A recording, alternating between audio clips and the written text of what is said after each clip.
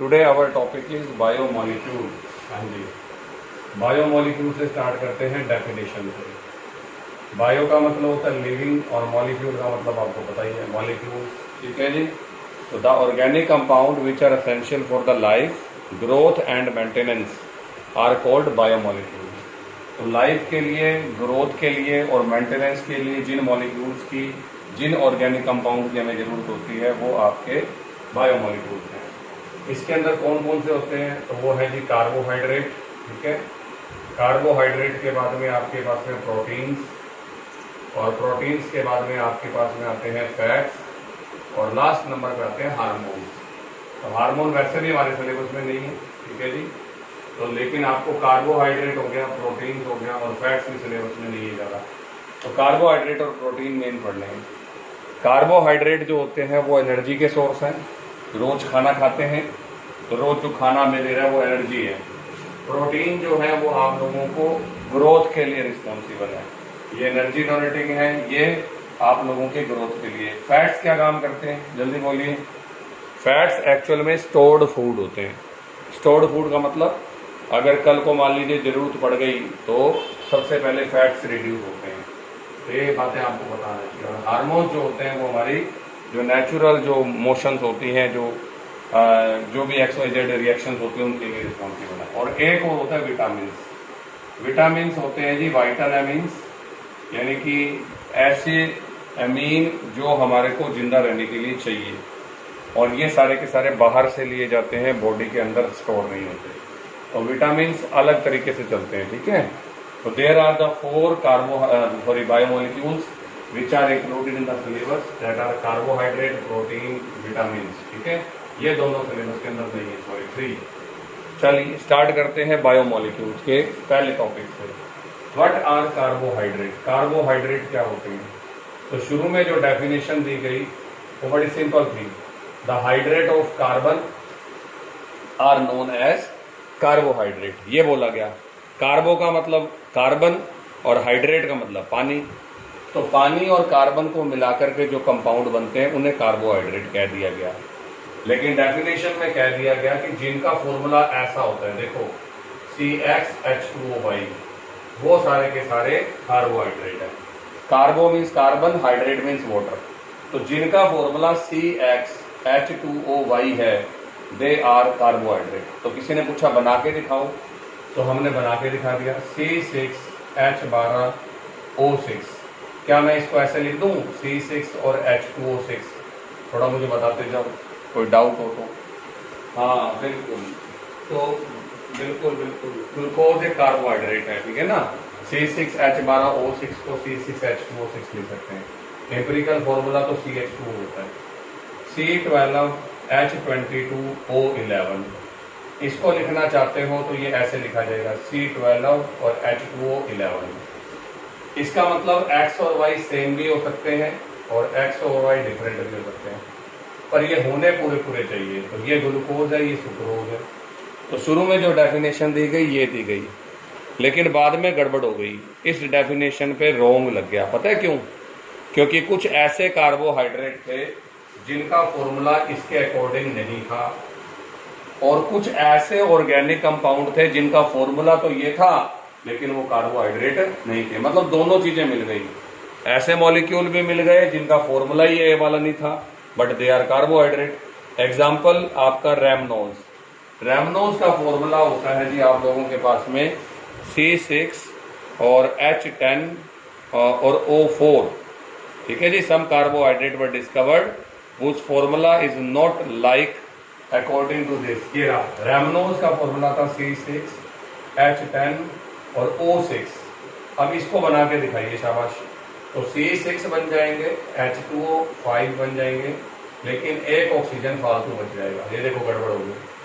उसके अलावा एक आप लोगों ने पढ़ा होगा शुगर डीऑक्सीराइबोस। कभी पढ़ा है क्या जिंदगी में? जल्दी बोलिए। डीऑक्सीराइब, हाँ बिल्कुल बिल्कुल, C5H10 और O4।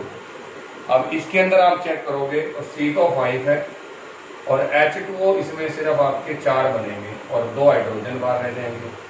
तो ये दोनों के दोनों क्या है? कार्बोहाइड्रेट है, पर ये उस फॉर्मूले को फॉलो नहीं कर रहे। और अब कुछ ऐसे कंपाउंड भी बता देता हूँ जिनका फॉर्मूला तो यही था लेकिन वो कार्बोहाइड्रेट नहीं थे, जैसे लैक्टिक एसिड, एसिटिक एसिड। चलो एसिटिक एसिड बता दो क्या फॉर्मूला है। एसिटिक एसिड का फॉर्मूला होता है CH3। तो अगर इसको बनाते हो तो C2 और H2O की ट्वाइस, ये देखो बन रहा है। एक और दिखा देता हूँ, लैक्टिक एसिड जो दूध में मिलता है वो मेरे बच्चों को आना चाहिए फॉर्मूला। ये फॉर्मूला होता है लैक्टिक एसिड का CH3CHOH। अब इसके लिए अगर मेरे बच्चे बनाते हैं फॉर्मूला तो C आ जाएंगे 3, 1 2 3, और H2O चेक करते हैं, हाइड्रोजन कितने हैं 1 2 3 4 5 एंड 6, ये लो जी H2O 3। अब लैक्टिक एसिड का फॉर्मूला सेम टू सेम हमारे रूल को फॉलो कर रहा है।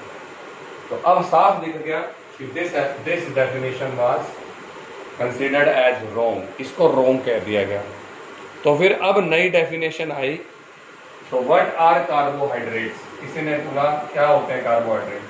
कार्बोहाइड्रेट्स आर पॉलीहाइड्रोक्सी एल्डिहाइड और पॉलीहाइड्रोक्सी कीटोन। आराम से सुनना और समझना है बात को, रट्टे नहीं मारने की। मैंने रट्टा मार लिया कि कार्बोहाइड्रेट आर पॉलीहाइड्रोक्सी एल्डिहाइड और कीटोन।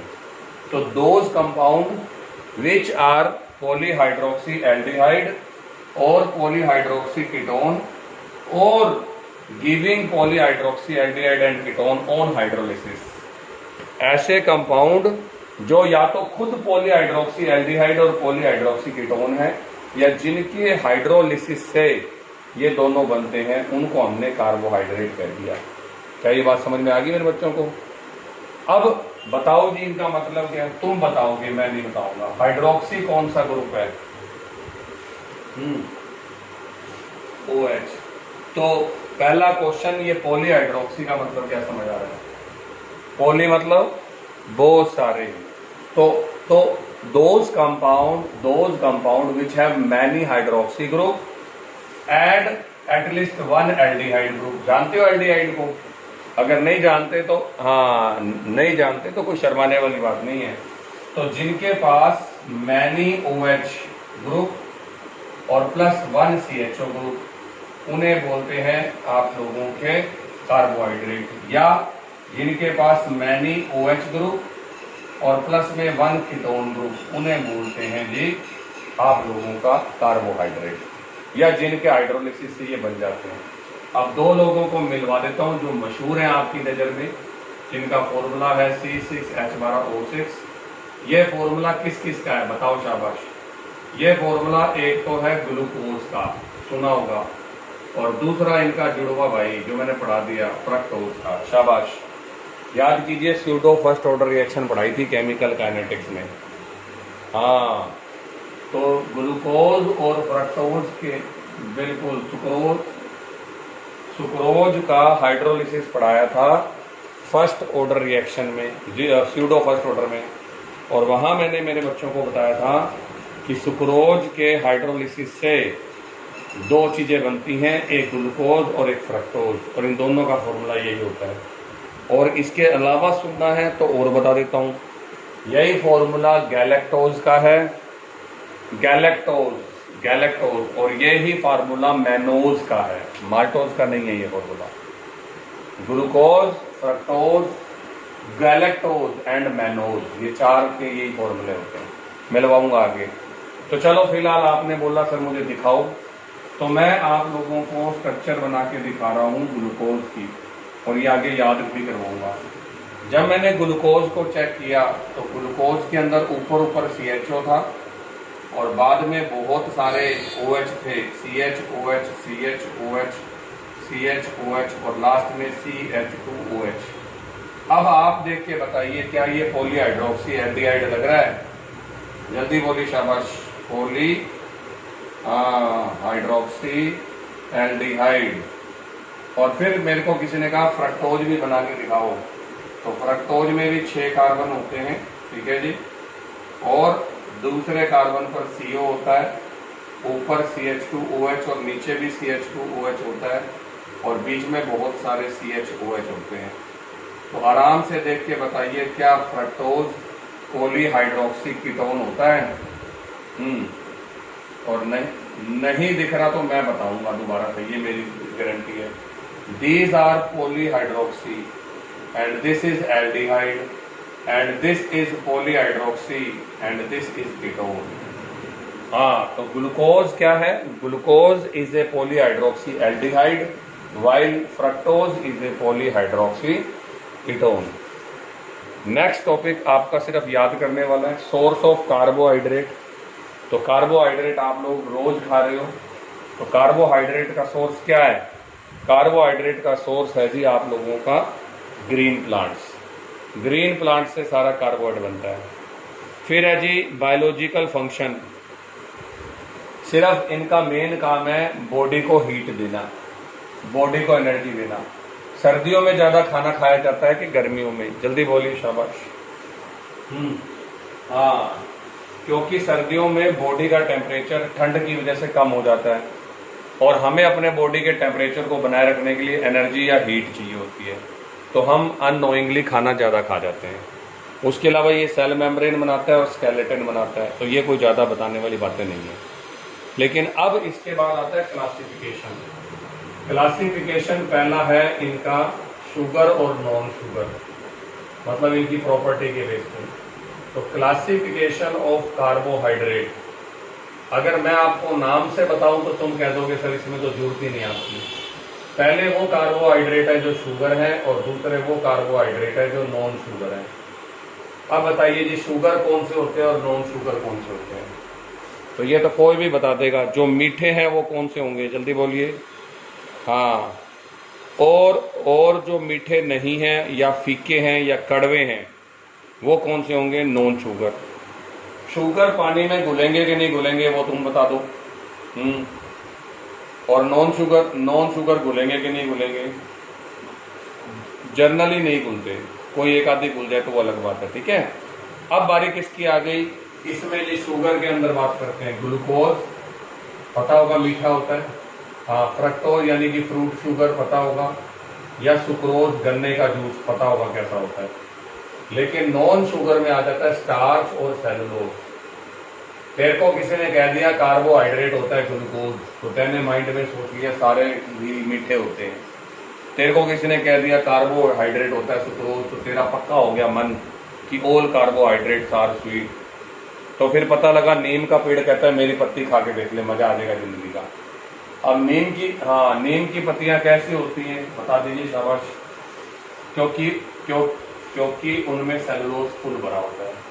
तो स्टार्च हो गया, सेलुलोज हो गया, ये दोनों के दोनों आपके कड़वे या फीके कार्बोहाइड्रेट हैं, ठीक है जी। ये बात आपको पता होनी चाहिए। दूसरा जो क्लासिफिकेशन है वो है on the basis of molecular structure and hydrolysis. जो सेकंड क्लासिफिकेशन है वो इस बात पे डिपेंड है कि आपकी मॉलिक्यूलर स्ट्रक्चर कैसी है, या हाइड्रोलिसिस या स्ट्रक्चर के बेस पे। अब इसमें पहले पॉइंट पे आता है मोनोसैकेराइड। जो सेकंड क्लासिफिकेशन है वो है on the basis of molecular structure and hydrolysis. इसमें फर्स्ट आता है मोनोसैकेराइड। What are monosaccharides? आराम से सुनना। Those carbohydrate which are simplest and can not be further hydrolysed. ये वो हैं जो सबसे सिंपल कार्बोहाइड्रेट हैं और इनको आगे कार्बोहाइड्रेट में हाइड्रोलाइज नहीं किया जा सकता। मतलब अगर आप इनको हाइड्रोलिसिस कर भी दोगे तो आपको कार्बोहाइड्रेट नहीं मिलेगा, कुछ और मिल जाएगा, ठीक है। इनका जनरली जो फॉर्मूला होता है वो ये होता है C6H12O6, या इससे भी सिंपल होता है C5H10O4। लेकिन इनका हाइड्रोलिसिस करते हो तो आपके कार्बोहाइड्रेट नहीं मिलेंगे, या हम लिखते हैं दे डू नॉट हाइड्रोलाइज। बस इतनी सी बात। अब इसके अंदर कौन कौन से बता दूं तो जवाब है ग्लूकोज, फ्रक्टोज, गैलेक्टोज, एक नाम नया बता रहा हूं। और चौथा सुनना है तो mannose, MANNOS, mannose. Glucose, fructose, galactose, mannose. उसके बाद सेकंड नंबर पे आते हैं ओलिगोसैकेराइड।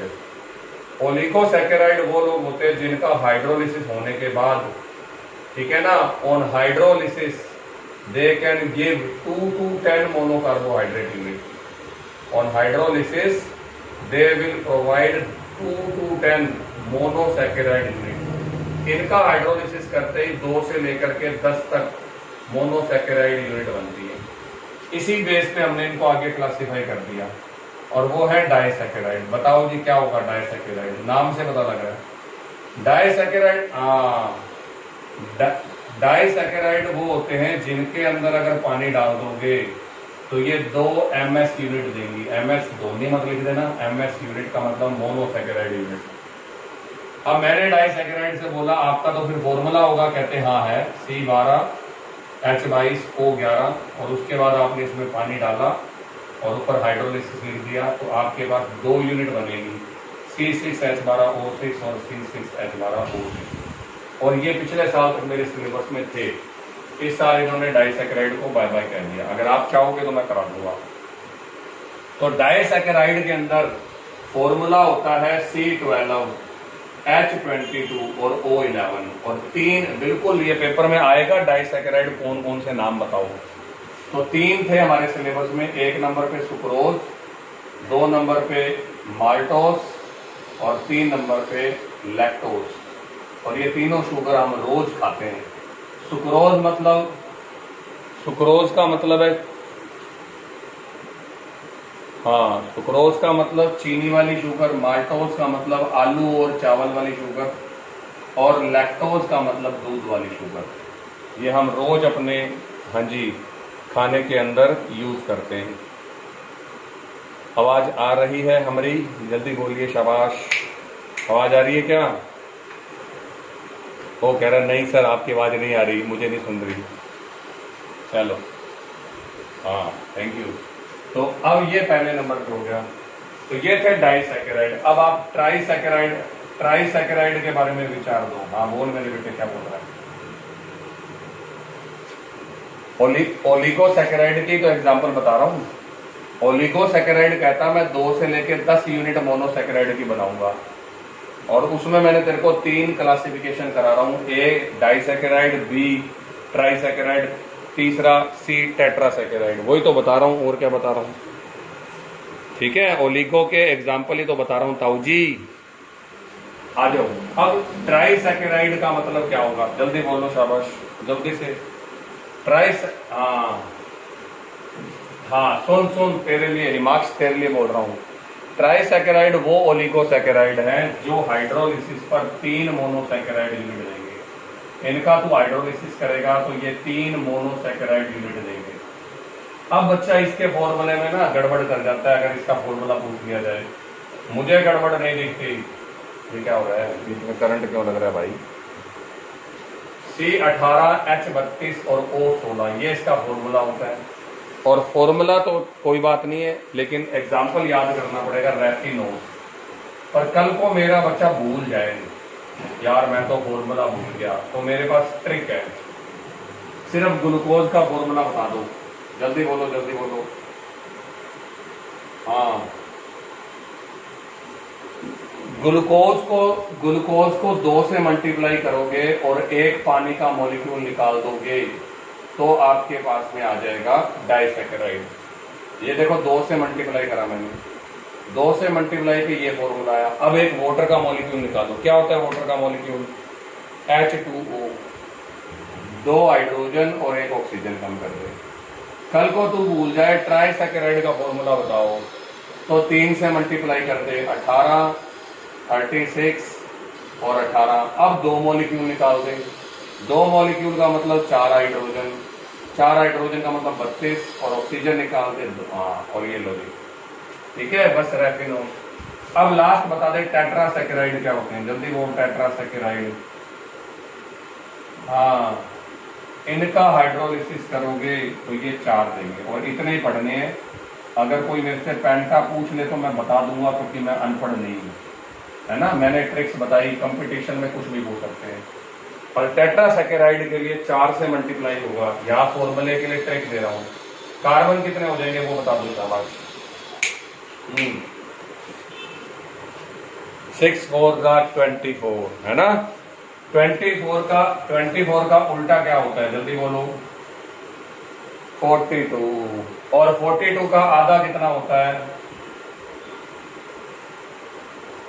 बस बन गया फॉर्मूला। ये सर का स्टाइल है ना, याद कराने का। और इसमें हो जाएगा स्टैक्योज, ये इसका एग्जांपल है। वैसे नहीं आते हैं, पर अगर आप जिस युग में बैठे हैं, कंपटीशन के युग में, तो सब कुछ आता है, सीधी सी बात का जवाब। अब लास्ट मेरे पास थर्ड कैटेगरी है पॉलीसैकेराइड। वो तुम बता दो क्या होते हैं। पॉलीसैकेराइड क्या होने चाहिए? ऐसे कार्बोहाइड्रेट जिनके हाइड्रोलिसिस पर 10 से ज्यादा मोनोसैकेराइड यूनिट बनती है। More than 10 monosaccharide units. Very good, शाबाश। और पॉलीसैकेराइड के अंदर क्लियर कट बात है कि फॉर्मूला होगा C6H10O5 और बाहर लगा दूंगा N। अब ये देखो क्या किया सर ने चालाकी कर दी, पहले ही वोटर निकाल दिया और N लगा दिया। अब N बराबर 2, 3, 4, 5, 10 से ज्यादा लिखना है।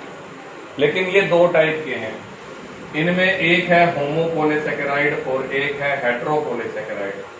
अब आप बता दो होमोपॉलीसैकेराइड क्या होगा और हेटेरोपॉलीसैकेराइड क्या होगा?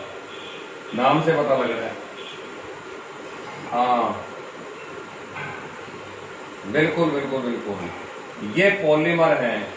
जब तेरी सारी मोनोसैकेराइड यूनिट एक जैसी होंगी, जब मैंने चेक करके देखा कि मेरा पॉलीसैकेराइड जो है वो किससे मिलकर बना है, तो पता लगा सारों के अंदर सेम आए।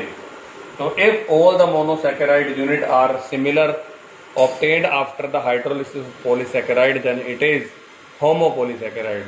और इसमें दो हैं, उसमें दो हैं, दोनों तेरे को आने चाहिए, एक तो स्टार्च और एक सेलुलोज।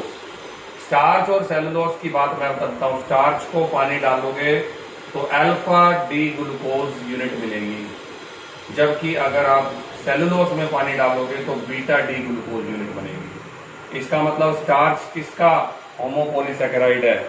अल्फा डी ग्लूकोज का। और सेलुलोज किसका है? बीटा डी ग्लूकोज का। ये क्या होते हैं वो मैं अभी पढ़ाऊंगा थोड़ी देर के अंदर। लेकिन फिलहाल ये समझ आ गया होगा कि होमो का मतलब जब सारी पॉलीसैकेराइड यूनिट एक जैसी हैं। लेकिन अब हेटेरोपॉलीसैकेराइड में क्या होगा? इसके अंदर आपकी डिफरेंट मोनोसैकेराइड यूनिट होंगी। These will give different monosaccharide unit. इनका एक भी एग्जाम्पल सिलेबस में नहीं है, मैंने ढूंढे हुए हैं दो। तो वो एक तो है जी हिपेरिन। हिपेरिन जो है वैसे तो प्रोटीन होता है, लेकिन उसका कुछ पार्ट कार्बोहाइड्रेट है। तो एक तो हिपेरिन आएगा और एक आएगा इसमें गामा ग्लोब्यूलिन। तो दो आप लोगों को याद रखने हैं। ये सिलेबस में नहीं है, लेकिन फिर भी मैंने इसको ढूंढ करके बता दिया। तो गामा ग्लोब्यूलिन और हिपेरिन, ये आप लोगों के दो हैं, बस, दैट्स ऑल। तो this is the type of carbohydrate. Now the next topic is structure of monosaccharide. अब मोनोसैकेराइड इन्होंने दो टाइप के दे रखे हैं, आराम से सुनना, बड़ा सिंपल सी बात है। If you are considering the structure of monosaccharide, तो मोनोसैकेराइड दो टाइप के हैं। एक तो आपके पेंटोस शुगर, ये जो ओस वर्ड है ना, ओस, OSE, ये यूज होता है शुगर के लिए। तो पेंटोस और हेक्सोस, ये क्या मतलब समझ आ रहा है मेरे बच्चों को? पेंटाओस, हाँ, very good very good very good very good. Pentose को अगर मेरे से सुनना चाहते हो तो पेंटाओस।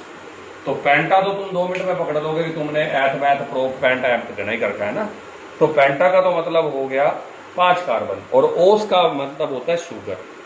तो कल को कोई मेरे से जर्नल स्ट्रक्चर पूछता है किसी की, तो ये आगे फिर से 2 हो जाते हैं, एक और एक 2 और एक और एक 2।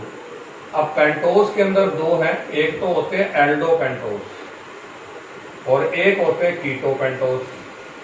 और इसी तरीके से मेरे बच्चे हेक्सोज में भी 2 होते हैं, एक तो एल्डो हेक्साओस और एक आपके कीटो हेक्साओस।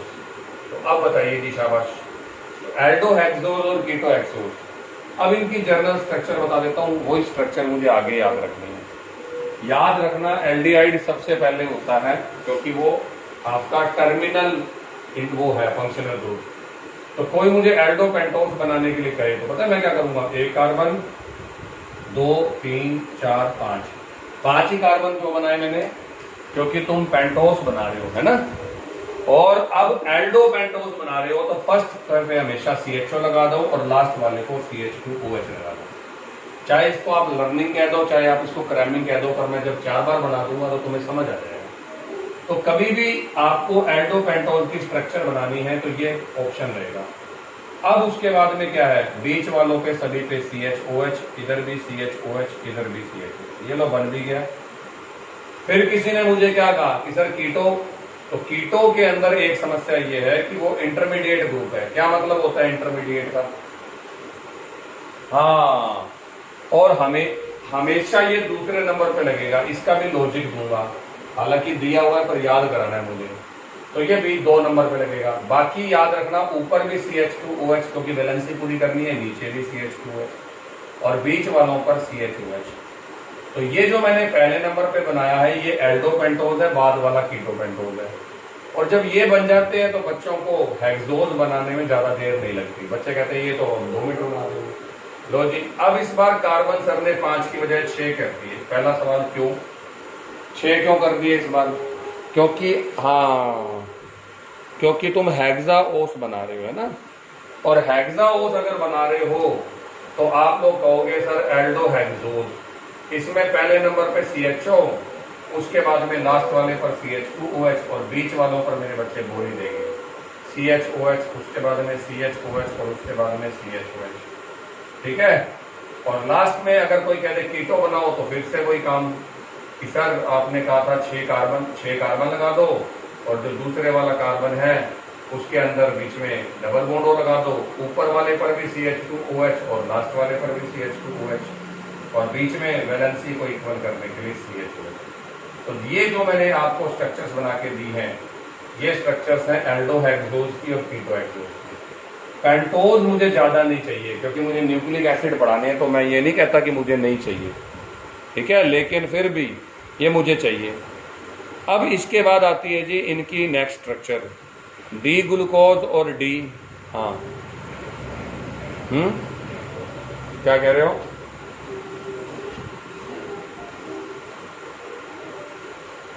क्या बोल रही है यार? किसी को समझ आ रहा तो मुझे बताओ। बिल्कुल बिल्कुल मेरे बच्चे, यही तो बात है। टर्मिनल हमेशा कोने पे लगेगा। इसमें क्या बताना है, टर्मिनल हमेशा कॉर्नर पे लगेगा बेटे, और कोई उसके पास पोजीशन नहीं है बेचारे के पास। टर्मिनल जो ग्रुप है वो सिर्फ कॉर्नर पे ही लग सकता है। अब इसके अंदर क्या हुआ, अब इसके अंदर जो ये आप लोगों का एल्डो पेंटोज है, इसके अंदर मैं तुम्हें राइबोस की स्ट्रक्चर बताता हूँ। पहला सवाल है राइबोस क्या होता है? सुना है कभी जिंदगी में? बस सिर्फ राइबोस की स्ट्रक्चर बता के छोड़ रहे हैं। हाँ, राइबोस एक न्यूक्लिक एसिड है, उसके अंदर यूज होने वाली शुगर है। क्या डीएनए और आरएनए वर्ड सुना हुआ है? डीएनए तो किसी ने पूछा कि सर ये आरएनए क्या होता है, तो आरएनए जो है आप लोगों का वो, हाँ बिल्कुल बिल्कुल, राइबोस न्यूक्लिक एसिड, एक न्यूक्लिक एसिड है और उसके अंदर जो शुगर होती है वो आपकी राइबोस शुगर होती है और राइबोस एक पेंटोज शुगर है। तो मैंने उससे पूछा तेरी स्ट्रक्चर बता, तो कहता है कि मैं एल्डो पेंटोज हूँ। तो चलो, तो मुझे राइबोस की स्ट्रक्चर बनानी पड़ी और मुझे पता लग गया वो एल्डो पेंटोज है, तो मैंने फटाक से बना दी 1 2 3 4 5। अब आराम से देखना थोड़ा सा एक चीज को करके, ये देखो जी मैंने ऊपर क्या कर दिया, जल्दी बोली शाबाश, ऊपर क्या कर दिया? हाँ, ऊपर मैंने बोला करो CHO बना दिया ऊपर, है ना। और अब नीचे वालों में क्या करना है वो मेरे बच्चों को पहले से पता है, लेकिन अब इसमें देखो सर खोल के बता रहे हैं सारी चीज को। ये रहे कार्बन के हाथ 1 2 3 4, लास्ट वाले में हाथ खोलने की जरूरत नहीं है क्योंकि उसमें किरिल कार्बन नहीं है। बाकियों में OH जो है वो इस तरीके से राइट में लगा हुआ है। और ये देखो जी, ये तुम्हारे पास में बन गया टोटल, इसको खोल कर दे। जब तीनों के तीनों ये जो आपके हैं OH ये राइट में होते हैं तो इसको बोलते हैं डी फॉर्म और ये होती है डी राइबोस। आगे बताऊंगा डिटेल। लेकिन राइबोस ने एक छोटी सी इच्छा जाहिर करी, सर मैं ना साइक्लिक स्ट्रक्चर बनाना चाहता हूं। तो मैंने इससे पूछा क्यों, तू साइक्लिक क्यों बनाना चाहता है? तो सोचो जवाब दो, इसका क्या जवाब हो सकता है? हाँ, क्योंकि सर हाँ सर आपने ही कहा था कि अगर 5 मेंबर की और 6 मेंबर की रिंग हो जाए ना तो उसकी जैसी तो स्टेबिलिटी कहीं होती नहीं। और ये बात आपने कोऑर्डिनेशन वाले चैप्टर में कही थी जब कीलेट बच्चों को समझा रहे थे। याद आ रहा है? हाइड्रोजीन कह रहा था मैं भी बन जाता हूँ बाइडेंटेट, और हमने उसको भगा दिया था ये कह करके कि तेरी जो रिंग बनेगी हाइड्रोजीन वो 3 मेंबर की बनेगी, और 3 मेंबर की जो रिंग होती है वो स्टेबल नहीं होती। याद आ रहा है कुछ कुछ? ये देखो 1 2 3, इसमें कितने मेंबर है? 3, तो इसलिए तुमने इसको मना कर दिया। हाँ, ये कीलेट रिंग जो बन रही थी, तो हाइड्रोजीन बाइडेंटेट क्यों नहीं बन पाया? क्योंकि उसकी जो रिंग बन रही थी उसमें सारे 5-5 थे और लड़ाई हो जाती। अब 5 मेंबर और 6 मेंबर में से 6 मेंबर तो मेरे बच्चों ने अच्छी तरह सुनी हुई है। कोई रिंग याद है 6 मेंबर्ड? बेंजीन। और पिछले साल बेंजीन की स्टेबिलिटी की कसमें खाई थी, ये तो बड़ी स्टेबल होती है, ये तो ये तो वो। तो आज ये भी अपने आप को स्टेबल करने के लिए 5 मेंबर्ड और 6 मेंबर्ड रिंग में से कुछ बनाना चाहता है। और मैंने कहा तू बनाएगा कैसे? कहता सर ये देखो मैं अपना डबल बॉन्ड तोड़ दूंगा। डबल बॉन्ड के तोड़ते ही पहला क्वेश्चन, जल्दी बोलिए शाबाश। क्या हुआ डबल बॉन्ड के तोड़ते ही? सी का भी हाथ खाली, हाँ सी का भी हाथ नहीं, दोनों नहीं तोड़े, एक तोड़ा। सी का भी एक हाथ खाली, ओ का भी एक हाथ खाली। यस और नो बोलो, जल्दी बोलो जल्दी बोलो। अब ये जो 5वां कार्बन है, 4th 1 2 3 4th जो कार्बन है, ये कहता है सर मैं अपना जो H है ना वो ऊपर वाले O को दे देता हूं। ठीक है, अब बताइए क्या हुआ? जो ऊपर वाला O है उसका हाथ भर गया है कि नहीं भरा? अगर ये H हटा के मैं ऊपर भेज दूं तो क्या होगा? जल्दी बोलो। हाँ, उसका हाथ तो भर गया, O का तो हाथ भर गया। किस किस के खाली रह गए? जल्दी बोलिए। ए नीचे वाला कार्बन नहीं, नीचे वाला ऑक्सीजन। ताऊ जी किसने दिया है H अपना? ये तो देखो, हाँ नीचे वाला ऑक्सीजन और ऊपर वाला कार्बन। तो ये चीज होती है, जब इस चीज को मैं बना के दिखाऊंगा तो वो इस तरीके से बनेगी 1 2 3 4 5। ठीक है, C1 को कनेक्ट कर दो C4 के साथ। दिख रहा है ये कैसे कनेक्ट कर दिया? और इधर ऊपर ऐसे 2 बॉन्ड बना दो, एक पे H लगा दो और दूसरे पे OH लगा दो। और यहां पर अब मेरे बच्चों के पास में रह गया इधर OH, इधर भी OH, और पीछे की साइड सभी के पास रह गया H। ये चीज इसकी साइक्लिक स्ट्रक्चर है। अब ये यहां से नहीं पता लग रही साइक्लिक है, पर रिंग देखो 1 2 3 4 5, कितने मेंबर्ड की रिंग है? जल्दी बोलो शाबाश। हाँ 5 मेंबर्ड की। अभी सिर्फ समझते जाओ, कल इनको लर्न भी करा दूंगा। अब मैंने जब उससे बोला राइबोस से तेरी 5 मेंबर्ड रिंग है, क्या 5 कार्बन है? तो कहता नहीं सर 5 कार्बन नहीं है। अब इस रिंग को बनाने इस रिंग को बनाने का तरीका बता रहा हूं। ये देखो अब रिंग दिख रही है। क्वेश्चन नंबर 1, इस रिंग में कितने कार्बन है और कितने ऑक्सीजन है? शाबाश। हाँ 4 कार्बन और 1 ऑक्सीजन। और इसके बाद मैं तुम्हें याद करवाऊंगा। अब ये आप लोगों का डी राइबोस है। अगर ये OH राइट साइड में होता है तो इसको बोलते हैं अल्फा डी राइबोस। पर अगर ये OH उल्टा कर दूं, इधर ले आऊं OH और इधर ले आऊं H, तो इसको बोलते हैं बीटा डी राइबोस। ये कल सारी बातें बताऊंगा, आज सिर्फ समझा रहा हूं। इसका मतलब जब मैं इसका नंबर ढूंढने जाता हूं तो इसका नंबर होता है 23 का मतलब 2 का OH नीचे, 3 का OH नीचे और बाकियों का H नीचे। ये सारी बातें कल बताऊंगा। और ये मेरे पास जो स्ट्रक्चर बन के है आई है, that is the cyclic structure of beta D ribose. आपको सिर्फ इतना समझना था कि एल्डो पेंटोस क्या होता है और एल्डो हेक्सोस क्या होता है, या कीटो पेंटोस क्या होता है और कीटो हेक्सोस क्या होता है, सिर्फ इतना सा समझना था। ठीक है, और ये जो स्ट्रक्चर बनी है ये कल ग्लूकोज के लिए जब बनेगी तो आप लोग खुद कह दोगे सर ये समझ आ गई, क्योंकि ये थोड़ा सा भी समझ नहीं आ रही होंगी कि सर ये ऐसा क्यों हुआ, क्यों टूटा बॉन्ड, बहुत सारे क्वेश्चन होंगे। तो दिस इज ऑल हाँ फ्रॉम टुडेज क्लास।